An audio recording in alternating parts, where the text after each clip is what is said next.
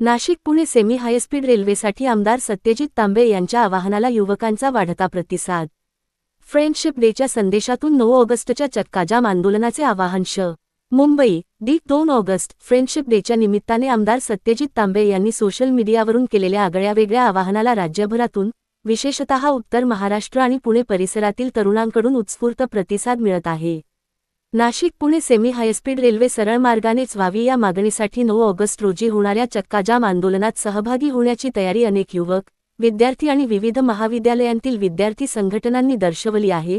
Friendship डेच्या संदेशातून आमदार तांबे यांनी, मित्र एकत्र आले तर मोठा बदल घडवू शकतो, हा संदेश देत आपल्या मित्राला टॅग करण्याचे आणि 9 ऑगस्टच्या आंदोलनात सहभागी होण्याचे आवाहन केले होते। या आवाहनानंतर सोशल मीडियावर मोठ्या प्रमाणात पोस्ट शेअर होत असून, अनेक विद्यार्थी आपल्या मित्रांसह आंदोलनात सहभागी होणार असल्याचे सांगत आहेत। विविध महाविद्यालयांतील विद्यार्थ्यांनी तसेच युवक संघटनांनी या आंदोलनाला पाठिंबा जाहीर केला असून, नाशिक, सिन्नर, संगमनेर, अकोले, आळेफाटा, नारायणगाव, मंचर, राजगुरुनगर, चाकण या सरळ मार्गाची गरज अधोरेखित केली आहे।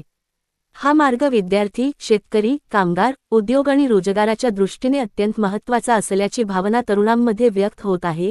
याबाबत आमदार सत्यजित तांबे म्हणाले, ही केवळ रेल्वेची मागणी नाही, तर उत्तर महाराष्ट्राच्या भविष्यासाठीची लोकचळवळ आहे।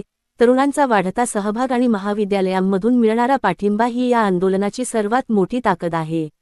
लोकशाहीत प्रत्येक नागरिकाचा आवाज महत्त्वाचा असतो आणि जेव्हा युवक एकत्र येतात तेव्हा परिवर्तनाचा मार्ग अधिक वेगाने खुला होतो।